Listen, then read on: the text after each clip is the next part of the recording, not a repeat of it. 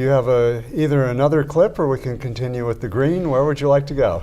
I think, Ben's one of our 5 LEED accredited professionals. I'd like to have a few more green questions if possible and let Ben address some of those. And that leads us to green in terms of defining green building design. Where are we with that? I mean, that's been tossed around a lot, and it's actually taking some shape, and it's actually becoming something that's really moving forward.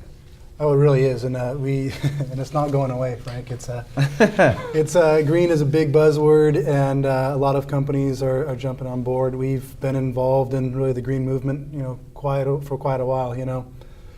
Even 5 years before I got there, about 15 years ago, we put in one of the largest solar systems, PV systems, in at the IBEW.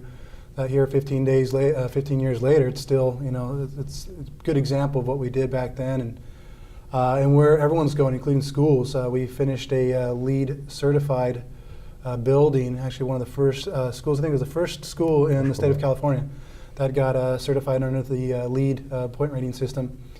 And so, public schools or systems are going this way. Tony mentioned the cities, and private industry obviously is going to be where you'll see most of it, because especially in this area, we all know that we have to do something about the environment. This is an innovative area.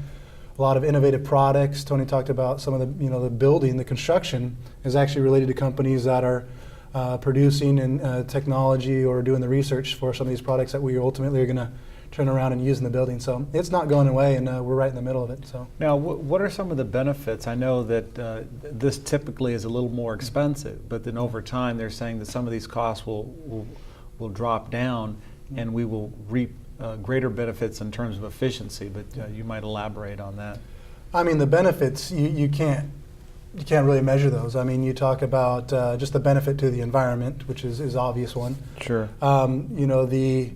The health of us, not only when we build these buildings, because a green building is not only green when you open the doors, but actually how you build it. So it's for the construction industry, the people that we employ, that we send home to their families, that in the evening, they're healthier buildings, they're more productive buildings, they have more natural light, people are working harder, and so there's a lot of productivity, there's a lot of benefits. And you mentioned cost.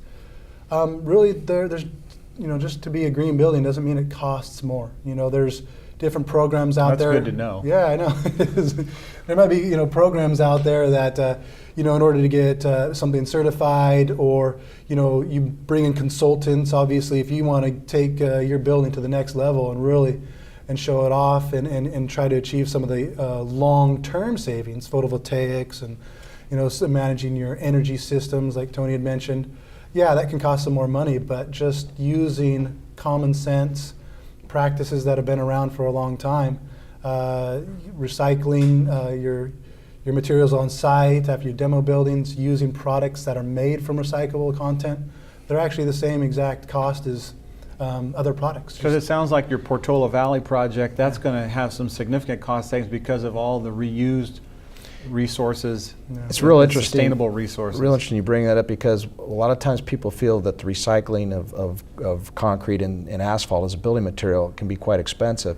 But we actually track that cost with our construction manager on site, and by the time you eliminate the off-hauling costs, the fuel costs, which are huge, and transporting that to a dump and paying the dump fees, we found that it was less expensive to recycle on that quantity of material for that particular project site. So it really depends on the project, Frank. There's different ways to approach green building. That itself is evolving. We just introduced last year version 3 of USGBC's LEED process for point rating, which is probably the #1 system that's utilized by the cities and the government. You've mentioned LEED a few times, and in fact at lunch before this program you mentioned that Portola Valley helps to achieve a LEED Platinum, the highest rating available. Could you explain to our viewers what LEED is all about? I'll let my LEED accredited professionals step in here. Yep. I mean, really, it's just it's packaging this whole process. It's a collaborative design, construction, and maintenance of a building, and LEED is just one of the programs that are out there. It's just happens to be one of the most popular. That is being picked up because it has a lot of the common sense things that you'd like to see, point rating systems, achieving different levels, and then you mentioned platinum, actually one of the highest levels, and The school that we did was certified, which is the lowest level, but really says a lot about the facility. So LEED is just the most, the most commonly used program that out there. And it just means basically at the end of it, you having not only just the group, but people outside of the group from USGBC saying, yes, this building is a green building, and you get a nice little plaque too at the end. And just to fill something in, USGBC, United States Green Building Council? There you Right, go. correct. Okay. Yes, sir. Yes. Yeah. Right. And Tony, I think one of the big things that you've been focusing on, you've been working with a number of groups and a number of governmental committees. Talk a little bit about some of those things that are going on, because I know you're helping to draft much of this legislation or the rules and regs, because everything is very much fluid at this point. Yeah. It's a great question, and it's a great challenge in front of us, because it's basically two ends of the race running at the same time. You have the evolution of the USGBC's LEED system, which again, as I just mentioned, within the last 6 months we've transferred from a version 2 to version 3, and there's quite a bit of difference in the point structure system. It's becoming much more user-friendly, and it originally was kind of thought about as possibly a one-size-fits-all, which it's not, because every building's different. So from that standpoint, we want to make sure that these programs are basically making people want to build green. Our mayor has certainly structured a broad scope with his 10-point goal vision. We fit right in with that and want to make sure that people are doing the right thing. That being said, we want to make sure the government's doing the right thing too. They've taken leadership in establishing various levels of LEED participation for public buildings. The private building side is a little bit more sensitive, because now if there are higher ratings and values that create more cost for a project to be developed, it needs a cost recovery structure, and that's typically in a commercial building through rents. And when rents are down, that's not the time to add costs. So we've looked at trying to establish a threshold that's reasonable, that doesn't create a hardship for a builder to want to build green. And then we've actually are working with other cities, even across the country. We visited Chicago, has a very dynamic incentive-based program.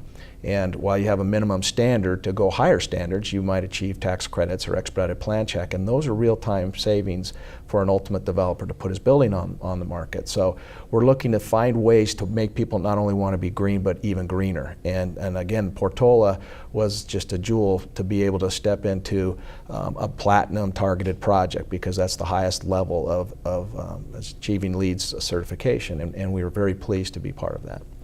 In our remaining moments, Tony, are there any events coming up, if there are people looking in that say, hey, I'm inspired to know more about green or know more about TBI? Can you talk about that, your website, how they might contact you? Sure. Our website, www.tbionline.com.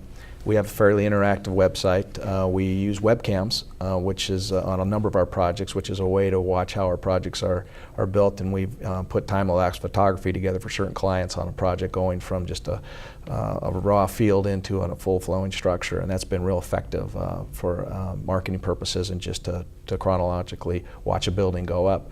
But I think our concept of continuing service is something that we definitely want to maintain, and taking leadership in some of these new technologies and things that the city's embracing, we want to do. And with that, I want to thank Tony Miranda and Ben Petty. Thank you both for coming on Issues today. We've certainly scratched the surface. We're going to have you back again. Love to come back. Thank you so much for watching Issues today. We bring you Issues today because there's truly got to be a better way. I'm Frank Jewett with Tom Buchholz. We'll see you next week. Thanks for watching. Good night.